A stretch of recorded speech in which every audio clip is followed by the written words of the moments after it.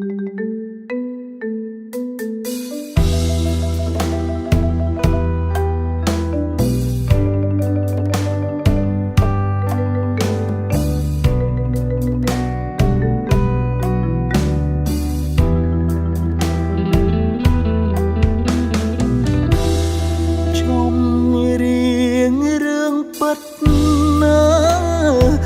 វិត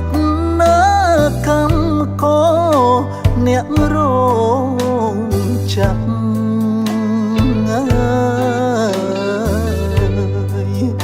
អ្នករងចាំ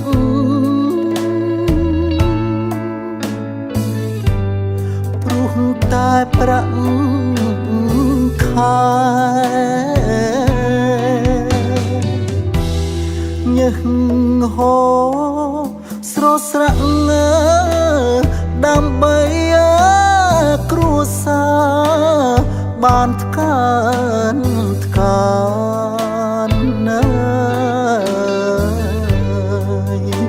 បានថ្កើ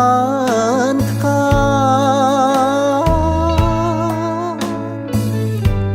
ស្គាល់មាននឹងគេកម្មកររងចាក់ទោះជានឿយហត់មិនហ៊ានហាស្ដីងាយមិនហ៊ានហាស្ដី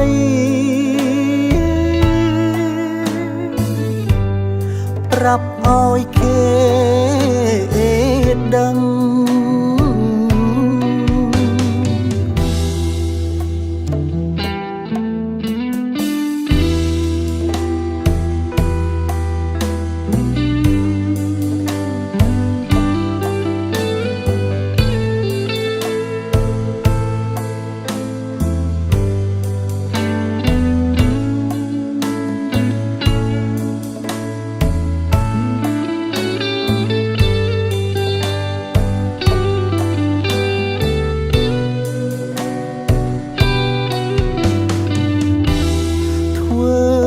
ការថែមកប្រលប់មកទល់ភ្លឺទាំងខ្លួនឈឺងាយទាំងខ្លួនឈឺ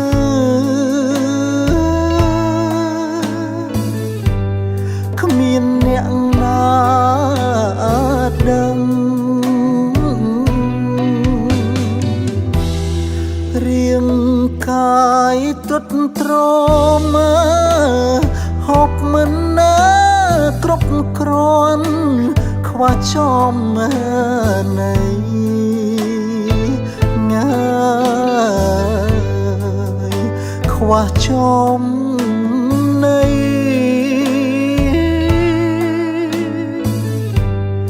គេងមិនគ្រប់គ្រាន់មិនតូចចិត្តទេធ្វើមិនដេចយើងក្រគ្មានចំនេះ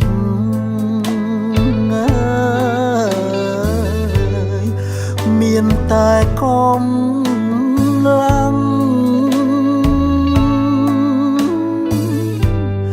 ជាស្ពាន